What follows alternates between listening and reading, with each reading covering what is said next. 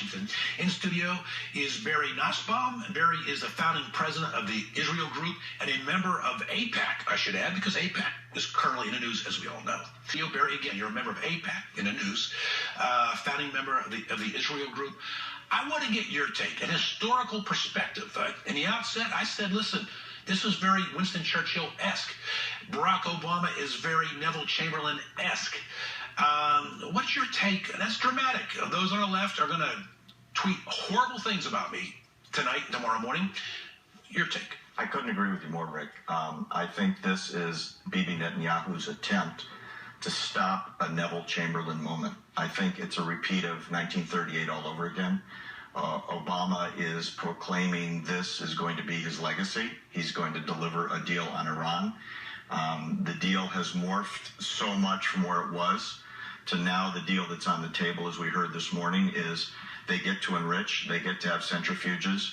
There's going to be a sunset clause. At the end of the sunset clause, Iran can do whatever they want and all the inspectors go home, meaning they can have a nuclear weapons program. If you remember, in 1938, Neville Chamberlain returned to London proclaiming peace in our time when he came back from Munich. That's right. A year later, Hitler took the Sudetenland, and the following year, Hitler destroyed Poland, starting the greatest war the world had ever seen. And by then, Chamberlain was gone, replaced by, as you said, Winston Churchill. Ironically, Bibi's speech this morning to Congress tied Winston Churchill's record for 3 speeches by a foreign leader to a joint session of Congress. That is ironic. So there's great irony in what happened this morning. You know, Barry, as we know that the Jewish population in America has historically supported the Democrat Party. I don't believe there's been an American president that has been so mistrusted by the Israeli people as Barack Obama. Now, Israel's different from Jewish Americans, I get that. After today's speech, might we see a bit of a change, or is this going to be a blip on the chart?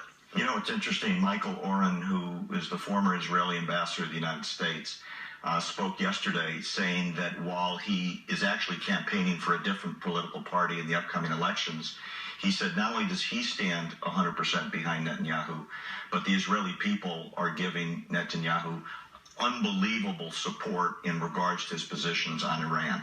And it's not just Israel, it's all of the Middle East, as your previous guest noted.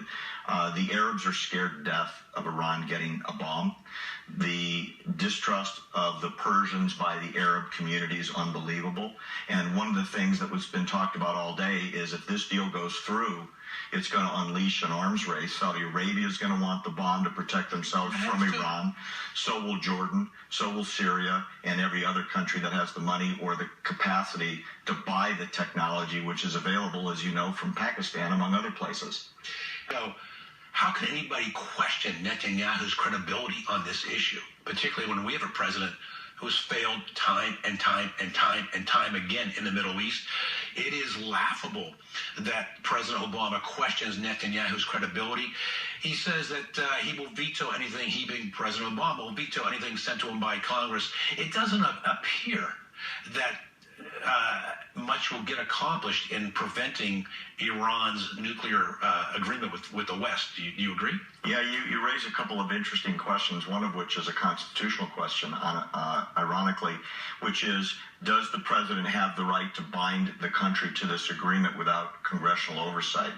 Bob Menendez, who you just mentioned, gave a tremendous speech at AIPAC yesterday where he said under no circumstances is he going to let the Congress get railroaded on this. And he's a middle-of-the-road Democrat of good standing within the Democratic Party. And he said, my constituents won't allow it, and I won't allow it. The interesting question is, when you look at some of the things that Bibi said today, we're negotiating with a power that's on the brink of nuclear power that in the last couple of days said that they won't rest until the Islamic flag flies over the White House. That's right. Number 2, in the last week, they built and released a mock-up of a U.S. aircraft carrier into the Persian Gulf and then spent the week destroying it, showing that they have superiority within the Gulf over American military. when Bibi went through the list of terroristic activities that have killed Americans, thousands around the world. They're exporting the revolution everywhere. I thought the really interesting part, and this is where I think the Congress is going to get involved. He spoke for 40 minutes. He was interrupted, according to the Fox News count, 40 times by applause, and he had to stop.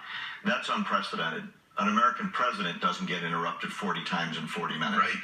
His popularity in America, according to the poll this morning, is running at 70% approval. Wow. Which is telling the Congress that their constituents support Netanyahu's position more than the president's position, because the president has walked backwards on every promise that was made about a year ago when these talks started. Yeah. There would be no centrifuges, there would be no enrichment, there would be no nuclear program, we would take away all the uranium, and it would be impossible for them to have a bomb. Yesterday, the IAEA head of inspection said we're not even getting access today to all the sites, and there's over 30 of them. Like I said, no credibility here. Amazing, those poll numbers. By the way, the networks didn't even carry the speech, which shows how much of America's media is a propaganda arm for this White House. We're out of time in this segment. I want to thank Barry Nussbaum, member of AIPAC, founding member of the Israel Group.